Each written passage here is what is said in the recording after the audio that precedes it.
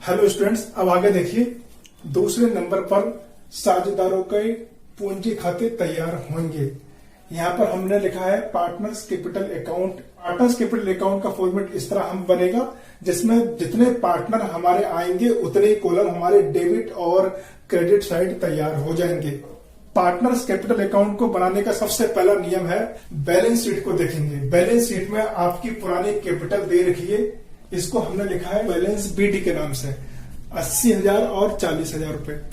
इसके बाद हम लोग अपनी जर्नल एंट्रियों को देखेंगे। जर्नल एंट्री को देखकर हमारा ये वाला अकाउंट तैयार होगा। ये बाई कैश अकाउंट लिखा है, ये 50,000 रुपए की कैपिटल लाने की एंट्री है जो खोसला नामक पार्टनर लाया था। तो जनरल रिजर्व को हमने पुराने साझेदारों के पूंजी खातों में बांट रखा, तो ये उसकी एंट्री हो गई। जनरल रिजर्व बैलेंस शीट में दे रखा था। इसके बाद हमने गुडविल को यानी 50,000 का 1/5 भाग 10,000 रुपए को हमने इसकी एंट्री बनी थी Khosla capital account debit to Rohit capital account to Bal capital account. उस एंट्री को देखकर ये एंट्री तैयार हो रखी है। तो इधर आपका आ जाएगा बाई खोसला कैपिटल अकाउंट और इसके बाद इधर opposite side to Rohit capital, जिसमें खोसला वाले कॉलम में लिखा जाएगा टू बाल कैपिटल 3750। उसके बाद हमने एक एंट्री और की थी, बैलेंस शीट में गुडविल दे रखी थी। यहां लिखा है बाई रिवोल्यूशन अकाउंट। अभी हमने रिवोल्यूशन अकाउंट बनाया, हमारा 8,000 रुपए का प्रॉफिट आया, तो 5 और 8,000 रुपए आए, ये हमने यहां पर एंट्री कर दी। इसके बाद हम लोग टोटल लगाएंगे। अधिकतर जो टोटल आता है वो क्रेडिट साइड का बड़ा आता है। रोहित वाले कॉलम का टोटल लगाएंगे, इसका आ जाएगा 1,08,750। यहां आ गया 57,250 और यहां आ गया आपका 50,000। बैलेंसिंग फिगर निकालेंगे। यहां जो मैंने लिखा है टू बैलेंस शीट, ये न्यू कैपिटल रहेगी। देख लेते हैं, यह बड़ा वाला टोटल है 1,08,750। इसमें से 18,750 घटा देंगे तो ये निकल के आ जाएगा 90,000। 57,250 यहां नोट कर लेंगे बाल वाले कॉलम में। इसमें से 11,250 घटा देंगे, यहां आपका आ जाएगा 46,000। अब खोसला वाले कॉलम को लेंगे, यहां आ गया 50,000।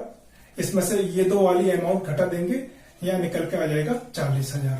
तो आपने देखा रोहित की नई कैपिटल 90,000, बाल की नई कैपिटल 46,000 और खोसला की नई कैपिटल 40,000 रुपए आ गए। इसके बाद हम बनाएंगे तीसरे नंबर पर कैश अकाउंट। कैश अकाउंट बनाने के लिए सबसे पहले हम लोग बैलेंस शीट में देखेंगे कहीं हमारे रोकड़ का पुराना बैलेंस तो नहीं है। अगर पुराना बैलेंस होता है तो हम उसको लिखते हैं टू बैलेंस बीडी के नाम से। लेकिन रोकड़ का कोई बैलेंस नहीं है, बैंक का बैलेंस दे रखा, तो उसको हम लेंगे नहीं क्योंकि वो बैंक अकाउंट में ट्रांसफर होता है। इसके बाद हम अपनी जनरल एंट्रियों को देखेंगे। एक जनरल एंट्री थी हमारी cash account debit to Khosla capital account, तो यहां आ जाएगा खोसला कैपिटल अकाउंट 50,000 रुपए की ये कैपिटल लेके आया था। इसके बाद कहीं पर भी किसी जनरल एंट्री में रोकड़ या कैश अकाउंट का यूज नहीं हो रखा है, तो 50,000 रुपए का टोटल लग जाएगा। और ये 50,000 रुपए जो हमारे हैं ये बैलेंस शीट में ट्रांसफर हो जाएंगे। इसको हम लिखेंगे बाई बैलेंस सीडी 50,000 रुपए। इसके बाद हमारा बनेगा बैलेंस शीट, ये हमारा सबसे आखिरी में बनेगा। इसमें क्या है, अगर लायबिलिटीज और एसेट साइड का टोटल बराबर आएगा तब माना जाता है कि हमारा क्वेश्चन ठीक है। यहां रुपीज, यहां आ जाएगा आपका लायबिलिटीज और यहां आ जाएगा आपका एसेट्स। सबसे पहले हम यहां पर ले लेंगे कैपिटल अकाउंट्स। तो न्यू कैपिटल हमारी यहां आ जाएगी रोहित की, बाल की और खोसला की। तो यहां देखिए रोहित की हमारी 90,000, इसकी 46,000 और इसकी 40,000। तीनों का टोटल हम यहां लिख सकते हैं या तीनों को हम इसके अंदर भी लिख सकते हैं। इसका हम टोटल लगा देंगे। यहाँ पर तीनों का जो कैपिटल का टोटल आ गया 1,76,000 रुपए। इसके बाद हम अपनी पुरानी बैलेंस शीट को देखेंगे। जिन संपत्ति और दायित्व में किसी तरह का परिवर्तन नहीं हुआ है, पहले की तरह ही इसमें लिख देंगे। जैसे यहाँ पर दे रखा है, हमारी पुरानी बैलेंस शीट में दे रखा है लेनदार, लेनदारों में कोई चेंज नहीं हुआ है, तो लेनदार हमारे 20,000 रुपए के आ जाएंगे। बिल्स पेबल दे रखे हैं हमारे, इनमें भी कोई परिवर्तन नहीं हो रखा है, तो 8,000 रुपए के आ जाएंगे। जनरल रिजर्व को हम ऑलरेडी बाहर रखे हैं, पुरानी कैपिटल को हम यहाँ यूज कर रखे हैं, इसलिए हमें उनको छोड़ना पड़ेगा। इसके बाद हम एसेट साइड आते हैं।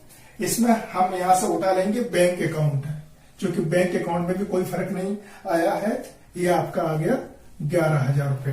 के बाद हम लोग अपने कैश अकाउंट को देख लेंगे। कैश आपकी आ गई 50,000 रुपए की। इसके बाद हम लोग अपनी जनरल एंट्रियों को देखेंगे, या हम क्वेश्चन के लास्ट में जो संपत्तियों का पुनर्मूल्यांकन किया गया है वो हम यहाँ पर लिखेंगे। अब देखिए हमारी बैलेंस शीट में एसेट साइड बैंक अकाउंट का बैलेंस हमने यहां से ले लिया। इसके बाद हम लोग अपनी संपत्तियां लेंगे। संपत्तियों में कमी या वृद्धि हो रखी है, हमको क्वेश्चन में दे रखा पुनर्मूल्यांकन करके, वही वाली संपत्तियां जिनमें चेंज हो रखा वही वाली वैल्यू हमने लिख दी। अब यहां देखिए प्लांट 25,000 रुपए पर पुनर्मूल्यांकन किया गया, तो हमने यहाँ 25,000 रुपए लिख दिया।